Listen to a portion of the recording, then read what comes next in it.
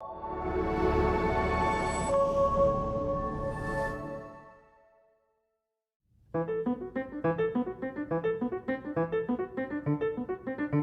hug! All right.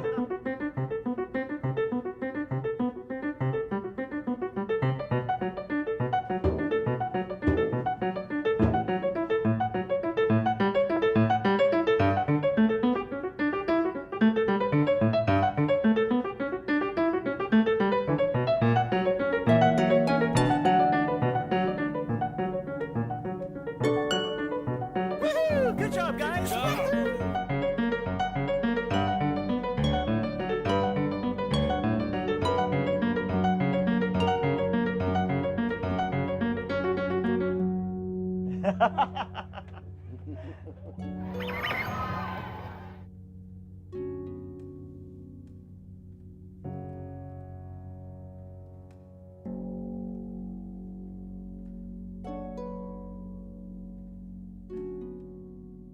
Each song and each songwriting process is a little bit different.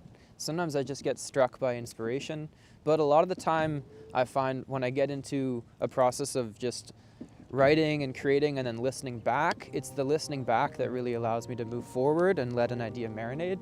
So that's why I always, when I'm writing something, or even after I play a gig that I thought went well, I try to make some time to just walk around in nature and listen to the gig, listen to the voice memos that I made when I was writing a song.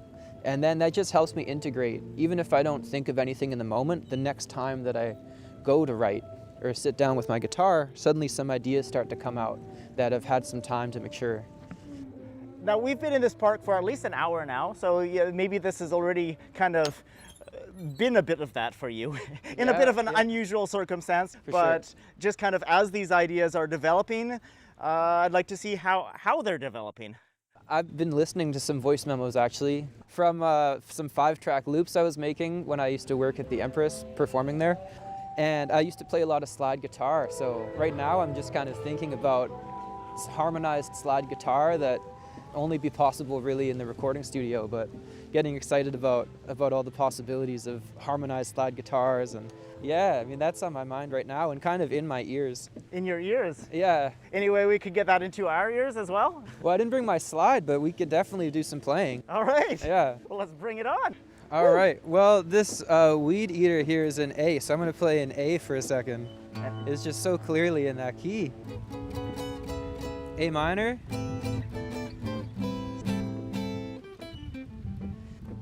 All right, so here is an original I've been working on that is called the Capital Scene. Yeah, it actually, once I record it, it will have some slide guitar.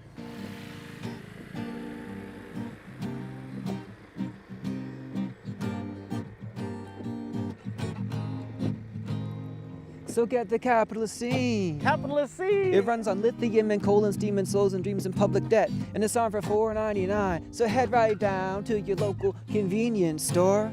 I'm talking barbecues on Monday. Working weekends freaking while the early of the week begins. And there's some stuff out there that just might blow your mind. Like a lazy boy jacuzzi that automatically reclines. Or fridge just somehow knows just how to pour you a beer. It can absorb all your tears and that dry to hold it near. So keep that foot on the gas and blast on. And if it's smoky, put a mask on. Do you pass on and get ready for the capitalist scene? It keeps going, never quits, and supplies you with dreams. It's got a new phone, a new home, provides you with stuff.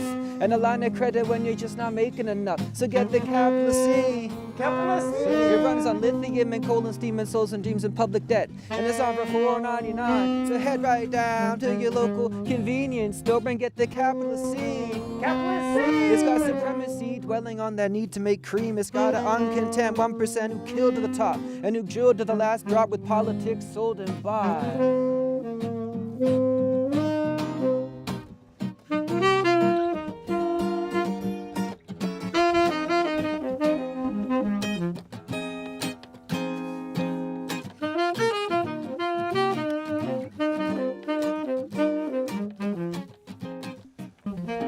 CP triple O, island boy and loving it. Not from Vic, but a district touching it. Now that's the SAA, holds the YYJ.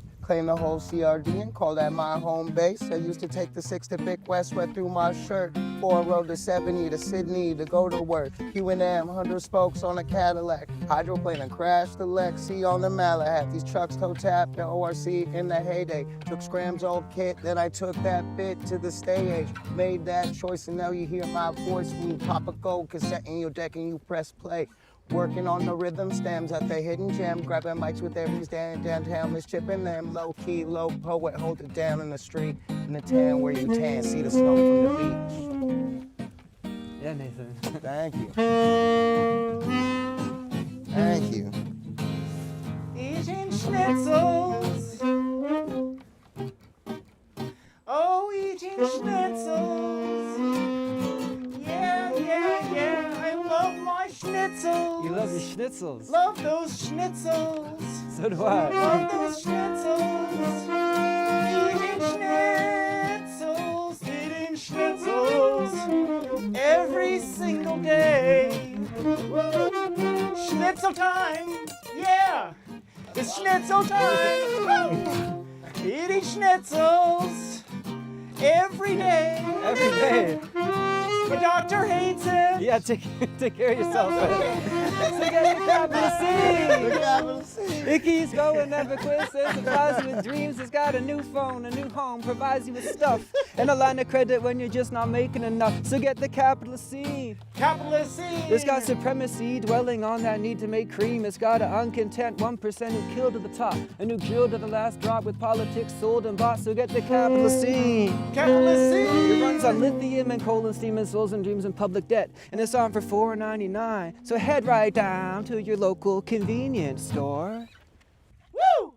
All right, Or your schnitzel house. That's fun. Yeah. See you in the capital scene.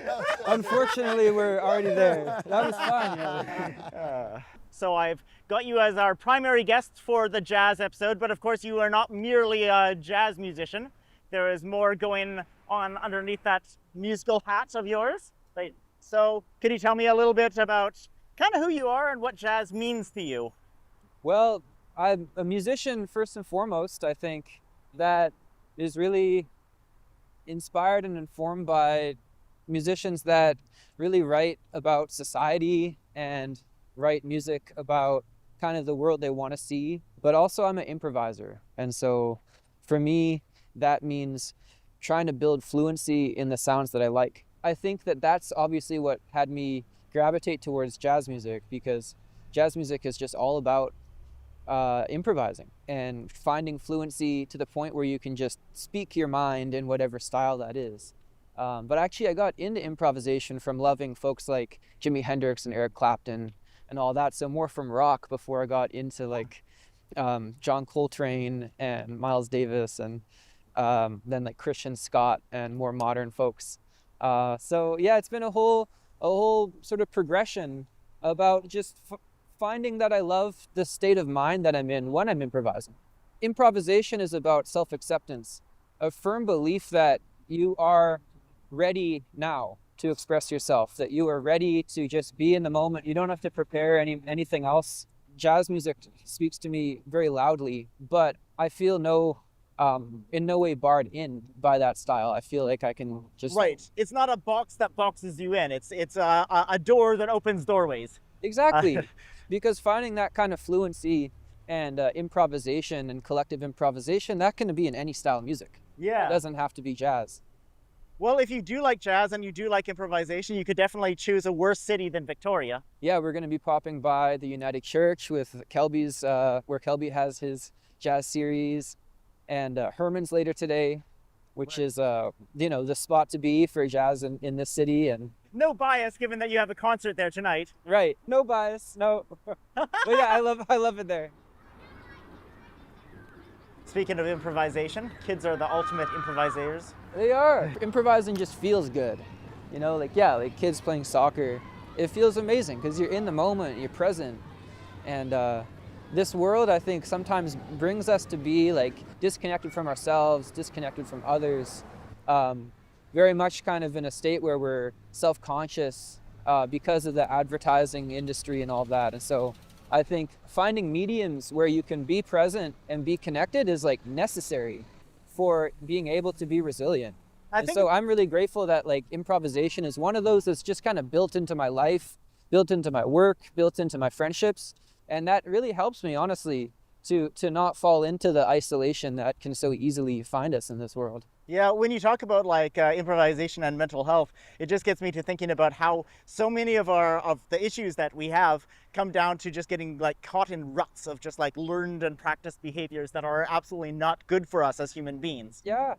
So if you manage to keep a strong relationship with spontaneity, Yep. then that also keeps you from falling into these kinds of ruts. So it's not just good as a musician; it's good as a human being. Well, yeah, like real flow state improvisation is the opposite of overthinking things.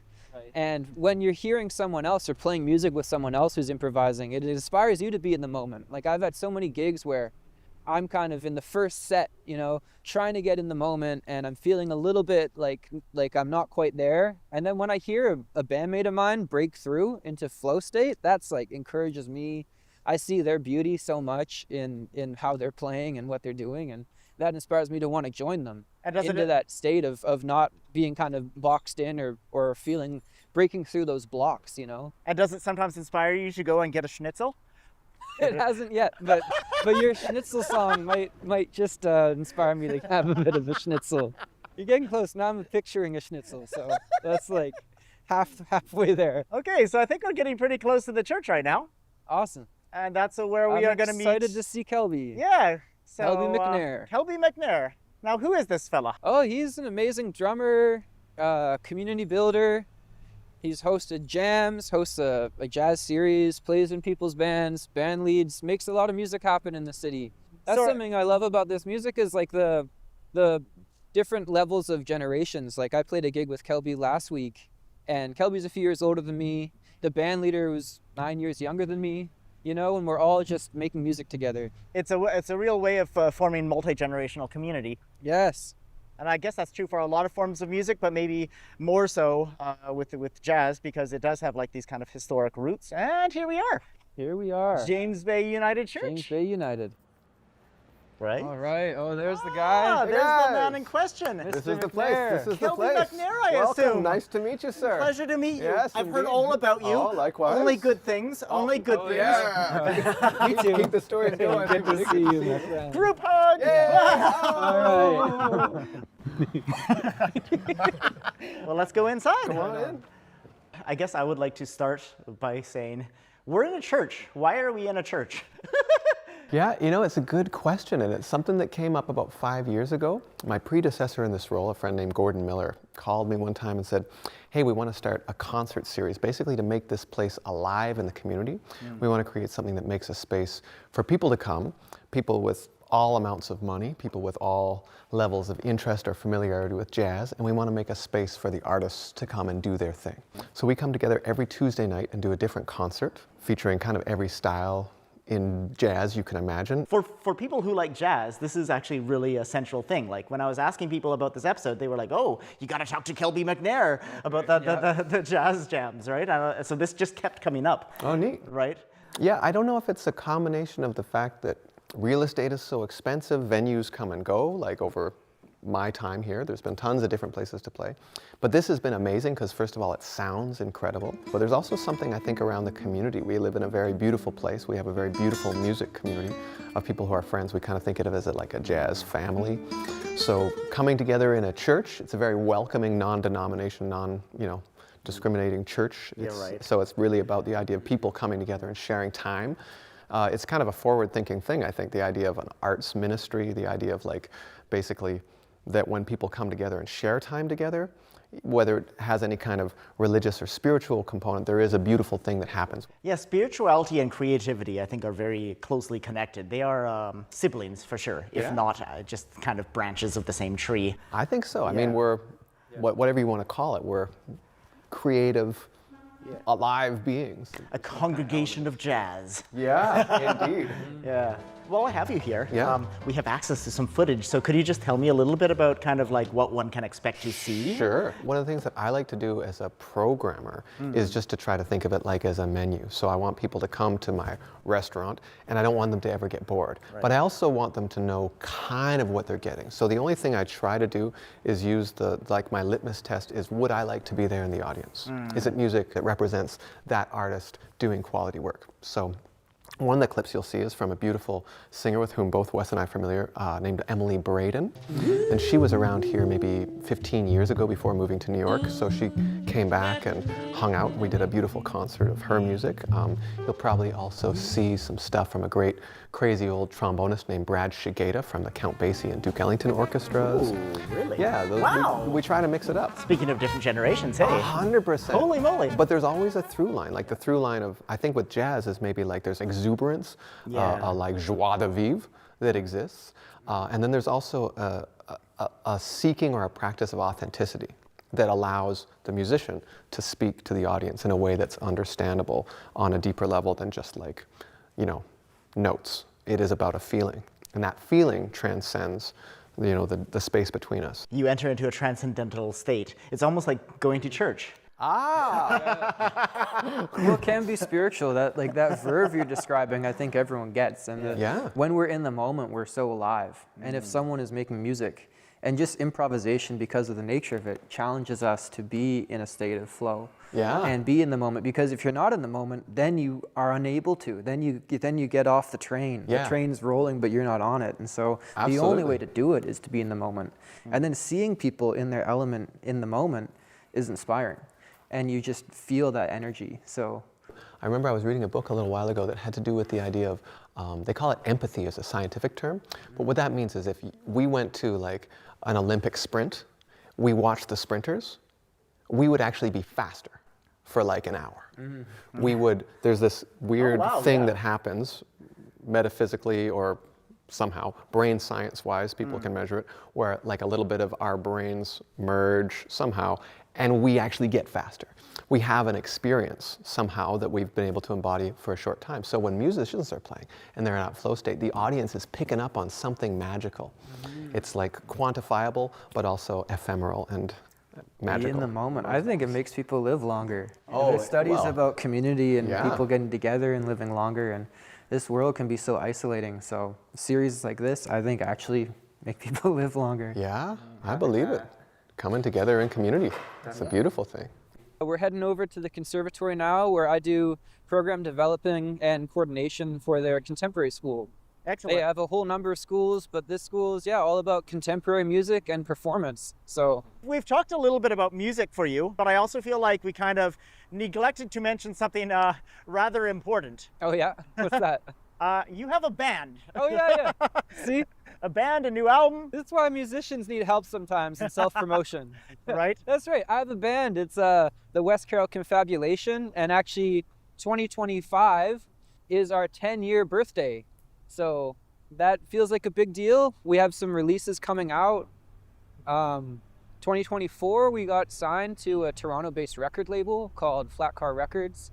And I've always tried to do a mixture of like modern jazz that's linked in with tradition and has improvisation, but also with like influences from hip hop and pop to neo soul to rock and funk, and sort of just whatever we want to do within that spirit still of holding on to improvisation. I know all of this because I wrote an article about it.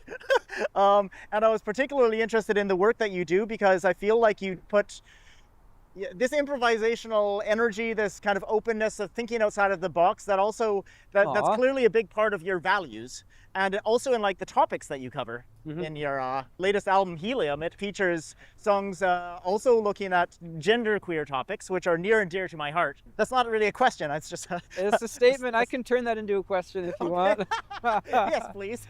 Your question might be like, expand on that. Expand on that, exactly. All right, well, here, I'd love to. So you're probably thinking of the song Put It On, which is the first track off that album, and in this case, put on women's clothing if it feels good. Yeah, but you didn't know why, but you just had to put it on like that. Or put on any type of clothing that feels good. The song for me is about shedding some elements of like toxic masculinity and patriarchal socialization and ways that I had blocks that I needed to work through. Instead, just really celebrating the fact that the world can be a safe place and a place where we can really open up and be ourselves and open up to our various sides. And some of those sides might really enjoy wearing women's clothing and enjoy the how fun it is to wear frilly things and see your friends in all those outfits. So it's a real song of celebration. I actually wrote that song inspired by times in the pandemic when I was living with a bunch of roommates and we just all put on dresses for fun. We were bubbling together, you know, and just really celebrating our time together, even though the world was in such a crazy state. Yeah, that's a side of me that I love to celebrate. Well, RuPaul has a saying, I forget what it is exactly, but essentially we're all in drag all the time anyway. Okay. That's certainly how I feel with this ridiculous mustache and mullet combination, to be honest. It's so important to do. We're flexible. We don't have to be stuck in any way, and and once we accept that, we can accept ourselves and accept each other more. I sense in you a great deal of worry about the world that we are living in and how it is changing and progressing, and what kind of world will either our children or our friends' children, you know, inherit, right? I like that distinction. I'll just mention real quick, we're passing the Empress Hotel, and I actually performed there for 8 years. I just kind of decided to stop playing there recently to focus on original music and do fewer working gigs, but that's been a big part of my musical life too, is playing those sorts of gigs. Yeah, so explain that actually, because that is kind of like one of the number one ways that musicians make their living, but that's something you're interested in sort of moving away from. Yeah, at least for a good while, I think. You know, you can't do everything, and I've just found myself in a state of, after releasing the last album, of having some writer's block. And I was like, I need to make some time, because if I play 3-4 gigs a week that are long, that are covers gigs, then my energy's there. And then when am I thinking about writing music? So yeah, I think being a musician, you have to be flexible and enter different eras, different times. So I feel like this fall is a time for fewer gigs and for writing and really embracing that. Yeah. I don't think as an artist, you can really just find something that works and then do it for 40 years. Sure. Well, also this like speaks to this whole idea of losing your spontaneity, getting into habits and kind of getting into a rut. I guess doing grad school in Toronto in jazz performance was another time to just kind of shake things up. So it seems like every few years now I take a break from the steady working gigs. I can also relate to that. Just like I find that the process of reinvention, rediscovering yourself in a different context, it is so important for also like figuring out if you still identify with the things that you used to identify with, right? Because you might not. Yeah. That's the thing. We're constantly like I'm very dedicated to always being my own best friend. Right. And I just lost a really close friend of mine, Daryl McLeod, and he really taught me that. He was his own best friend in an inspiring way. And I think that in order to be good friends to other people, we have to always do that. So if something's not working, you have to be honest about that with yourself, to not end up in a rut, to not end up feeling kind of blocked off in certain ways. Don't just think of it as like being alive. No, like you're your own best friend. I completely didn't answer your question earlier, so maybe I'll come back to that. That this world is all about under sort of late stage capitalism is all about separation, alienation, and exploitation. It's easy to exploit ourselves. It's easy to separate ourselves from our relationship with self and others. So we have to be diligent in order to not find ourselves doing all those things. It involves some willpower and a lot of presence. So, I mean, I was talking about this earlier, but to me, that's a big part of what improvisation is in my life. Being present. Being present and being present with others. And that goes as much for our episodes as for anything else. For me, doing a project where all of the unpredictability of the world is constantly coming in your face. You're improvising a lot out here. Constantly. Yeah. So you're in this process of reinvention this autumn. What have you discovered so far? I mean, I have a term that's really come to mind for me in the last few months since I created this space called It's Our Turn. And It's Our Turn. And to me, that that idea has like created a lot of calm in my mind, because it's not my turn, it's our turn, and there's a lot of people who are involved in taking the torch right now while we're alive to try to make this world a better place, to try to stand for liberation and against the multiple forms of oppression that find us. There's many folks who came before us who when it was their turn, they worked hard so that we could have what we have. And if I'm actually using my turn the way that would honor them, and then Honor the ancestors. honor the ancestors, exactly, honor all those people who came before us, and then also honor the folks whose turn has yet to come, Yeah. who we're passing the torch to. That's taken some pressure off of me, and also for the fact that the issues that we're dealing with are multi-generational issues of colonization, of the sort of capitalist exploitation, and of ecocide. You know, they're not going to be resolved in our lifetime, so we have to hold the torch while we can. Absolutely. Very death affirming, if you will, you know, like, but in a way that's healthy. You know, we have to be aware of death. Being a musician does not necessarily mean that you will want to be all about community, creating community. There are plenty of, I like electronic music, but there's lots of people in their bedroom studios with their headphones on, interacting with absolutely nobody. Yeah. But for you, built into the music is also this whole community. We discover ourselves in relationship. Yeah, absolutely. We don't just learn about other people. Like when I'm talking to you right now, I'm hashing out my ideas. And so that's musically too. When I'm improvising with folks, I learn about myself without even the idea that I'm also getting to know someone else. There's the things we learn on purpose, right? Like I learn how to use this particular camera. I learn how to use this, I learn a language. But then there's all this stuff that you're learning and you don't even realize you're learning. Yep. That's actually Learning quite in the interesting. flow. Yeah, exactly. It's this flow state learning. And here we're at a castle now. We are indeed at a castle, a really Yeah. beautiful one. Isn't that sweet? My goodness, this episode is just full of beautiful buildings. Yeah. From one stained glass room to another. So what is this room? This is the Alice Goulden Performance Hall.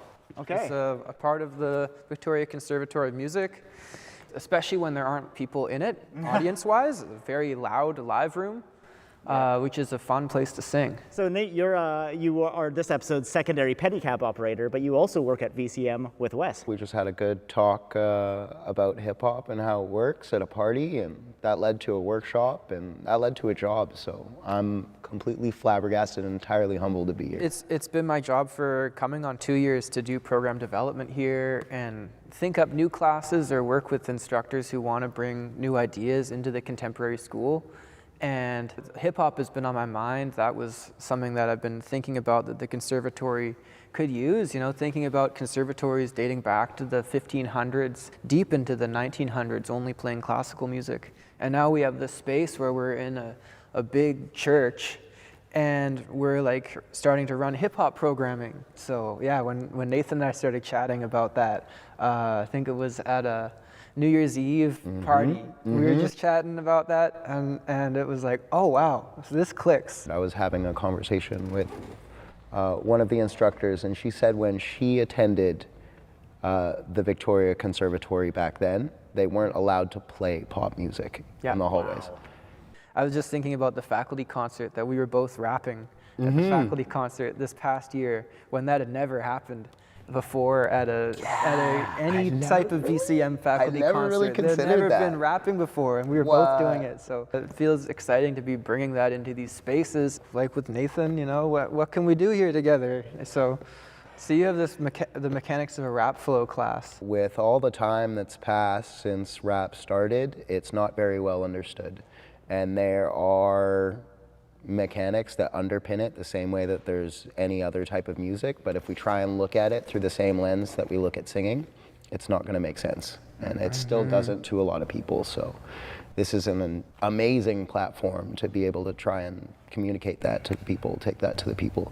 I went to one of your classes, lots of beautiful stained glass, and just hearing like trap hip hop and like different we got some E40 hip-hop going, like. recordings just like playing in the space, and you're talking about the different rap flows or the production style, and I'm like, yes, this is like, okay, this is sweet. But it is still like you're putting creative energy into like, well, what kinds of programming can we have that we haven't had before? right? And I mean, that in a way could be comparable to how you approach jazz music. Yeah, so I teach one class in the contemporary school besides just like private lessons, and that's improvisation in the musical mind. And basically that class, a lot of it is just about confronting stage fright. And then we get into playing pretty free. Like the music that we make is usually not tonal. It's pretty experimental because the aim of the class is not to sound good. As a result, we often find things that sound good. Yeah. And also, whoops. You know, yeah, whoops, totally. Where we just find totally new things because the aim is just to feel really good and listen and trust our instinct. So much music education, and for good reason, is about X's and O's. You play this note when this chord comes up, and then you go to this note and you voice lead. Super important. But if you spend all your time doing that, then it's easy to get into a gig and shrink. And so how can we find ourselves in moments where we're just like, don't know why, but I'm gonna play this note, and I know this is the right note. How can we build that also? Because that's like, I think, a level of knowing that instantly connects with people. We're in a concert hall. Shall we do a quick concert?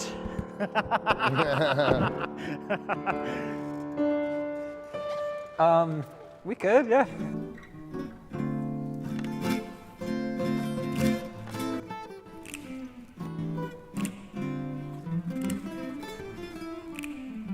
Taking in my new life as an artist. Out of nowhere, the boy who used to hustle the hardest, swiping second without second guessing. And now it's stew to the stewy, like session to session. Pursuit of my craft and praying. Lesson is blessing. This is Nathan kicking and pressure, the delicatessen. A loogie that I'm out spraying is key and it's ringing. Your boy raining so pretty that all the flowers spring. Power is heavy as 1,010 times at least. Speed running double time, blindfold that beast. Go hard in the paint till I sweat athlete. Creme brulee torch hot, tiramisu that sweet, smoother than butter. Just to move with the udder. We declare to be a dude that peruse and discover different views and use them to fuel the work and the art. Next gen can digest and the rhythm restarts. Yeah. Woo! Slow down.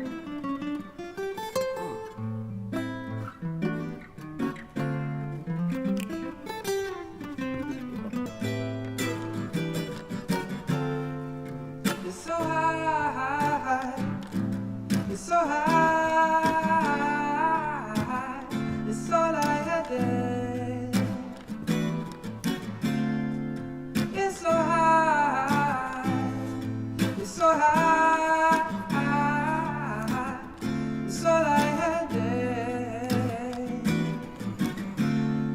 I've seen houses that breathe helium.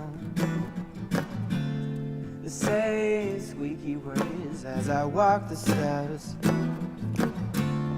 with voices so high I can't understand. They shining demands using words from the banks, with prices rising from the sky. It's so high, it's so high, it's all I had there. That echo. It's so high, it's so high, it's all I had there. You got some to join? Yeah, I do. Schnitzel time. Schnitzel, oh schnitzel. Schnitzel time. It's schnitzel time. Schnitzel time. Schnitzel time. To ease your mind. Schnitzel time. Did you know they used to serve schnitzel at Herman's Jazz Club? I didn't. What? Yeah. It's schnitzel time. Time to eat some breaded meat. Yeah. Woo! Schnitzel time. Schnitzel time. Yeah. All right. So where we're going next is a place that serves two purposes. Because one, it's a necessary stop for a jazz episode. Absolutely. But two, you've actually got a show there tonight. That's isn't it? right. Yeah, Herman's Jazz Club. A great spot for original music. Yeah, no, it's a real institution. We'll talk a little bit more while we're actually there about it. Okay. But I just wanted to say, it's so great of you to do this when you have a concert and this is eating into your rehearsal time for the night. Do you usually, ahead of doing a concert, do you do something wonky like ride in a pedicab all day? Or No. what's your process for preparing for a usually show? have a pretty chill day. Like for Herman's gigs, I try to take a bit more care because there's like a bunch of public speaking and I want my energy to be really on. But I find a little nap goes a long way. But actually, I have a story for you about that because one time I was playing with this band I'm in called Grapefruit is Impossible. It's like a comedic hip hop group. I know Grapefruit is Grapefruit is Impossible? I saw them at Fernfest. I didn't know that you were in it. I'm in it. I didn't, because we didn't know each other yet. Founding member. That's amazing. I love Yeah. that. I love Grapefruit is Oh, sweet. Impossible. Okay. Okay, cool. Yeah. Well, anyways, glad I mentioned that. One time before a show, Lucas, one of the rappers in the band, asked me how I prepare for shows and like if I ever get nerves or anything like that.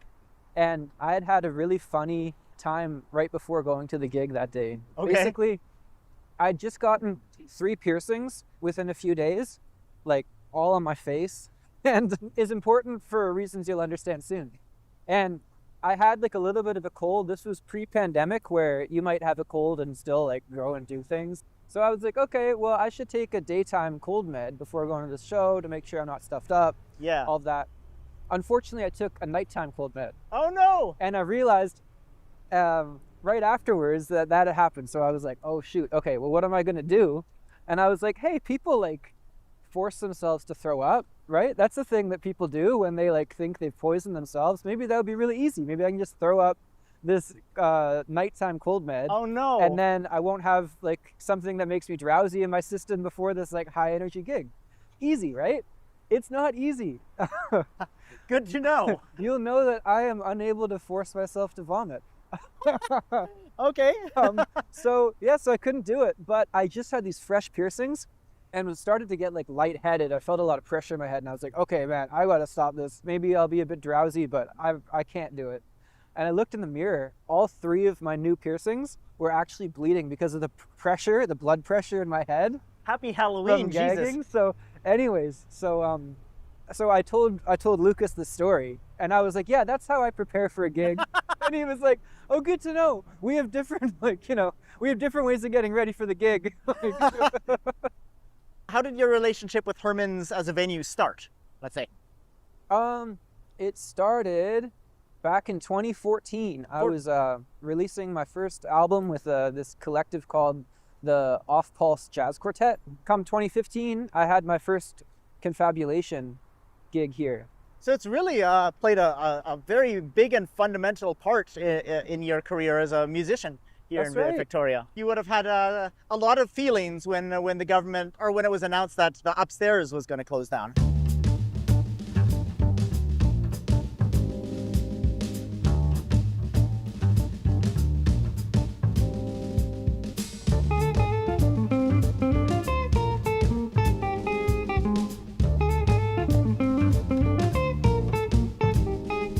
Yeah, absolutely. Yeah, I was really saddened to hear that. You know, Herman's upstairs also had to close because there wasn't enough people going there to really make it viable without more support. Such a common story in Victoria. But that support is here now with the city. Herman's downstairs is open and it hasn't closed. The longest continually running jazz club in Canada. So Yeah. let's go in. Yeah, let's pass through View Street Social, another of Herman's venues. Oh yes.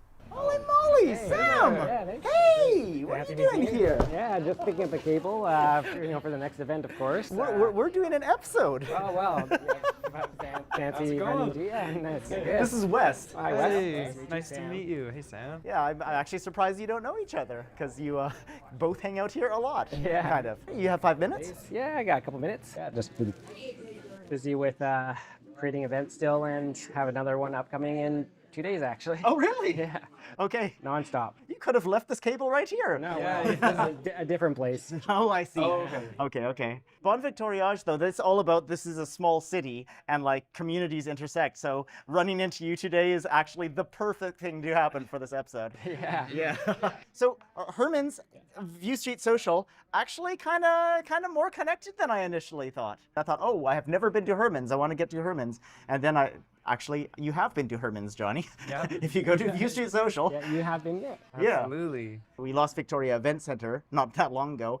And I mean, for me, that was a huge loss.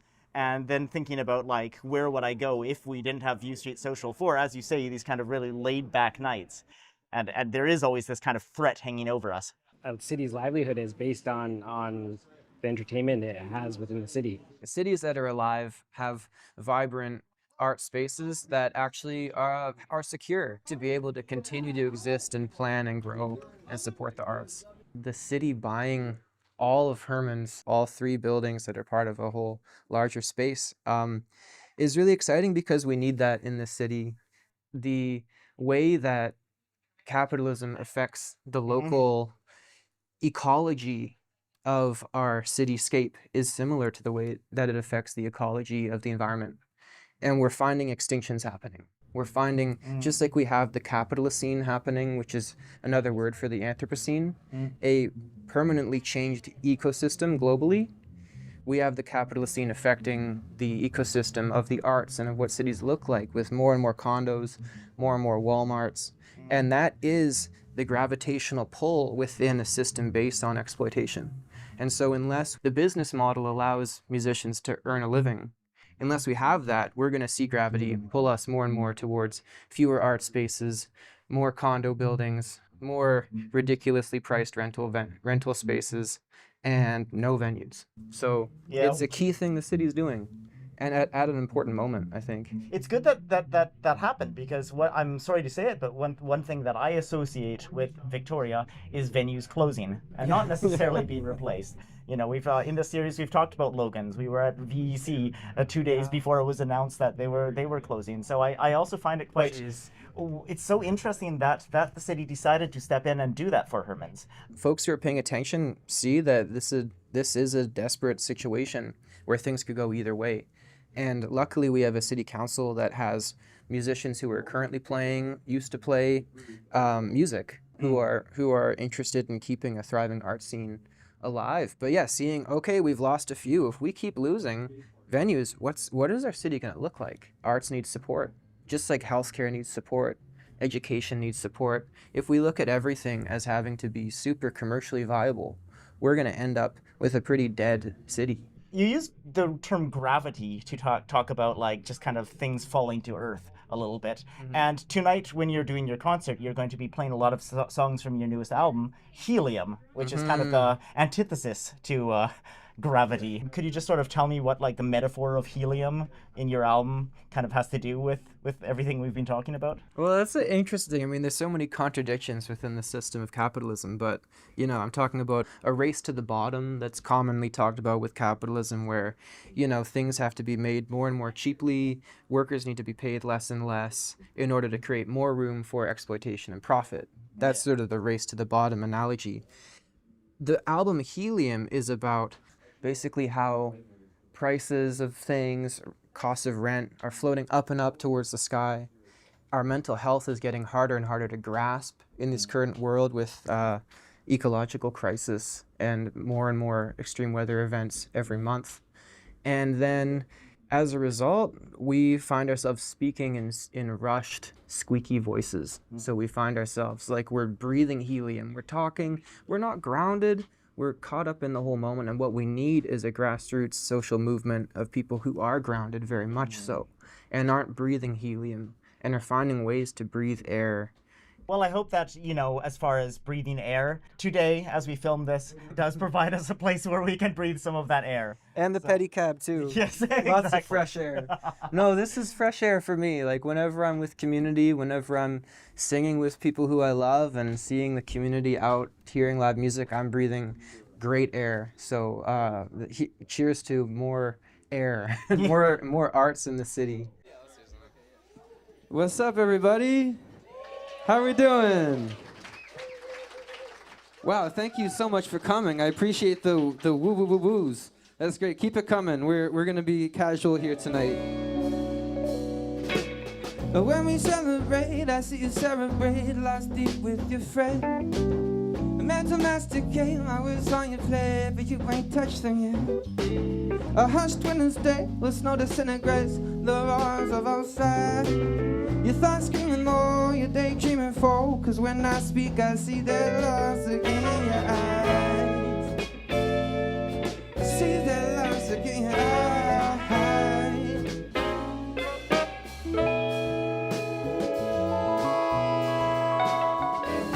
Oh no, yesterday I can fight, I can't relate what transpired.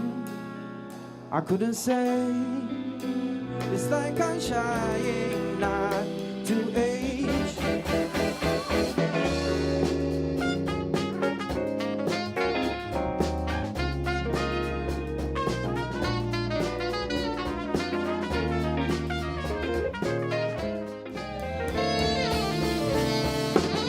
Focus like a blaze, blamed on environmental arsonist. Irony twists the truth, twirling like a top on a list. So dizzy and confused, perusing misdirection with desire to use up the rest of the West, but keep you blind to the fact.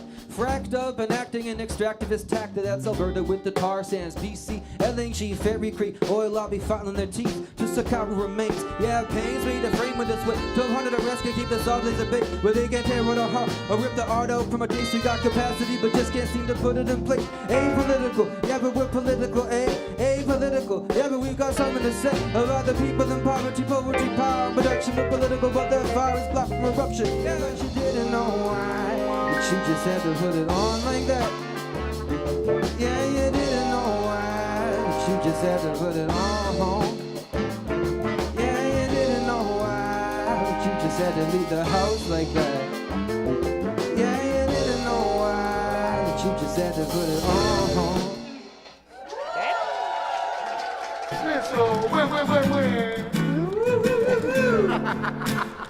And you get a schnitzel. It's like you get a schnitzel. we all get it's like business time. It's schnitzel. It's schnitzel time. It's schnitzel time. You know what I mean? You're saying that it's a schnitzel time. Schnitzel time, yeah. It's schnitzel time.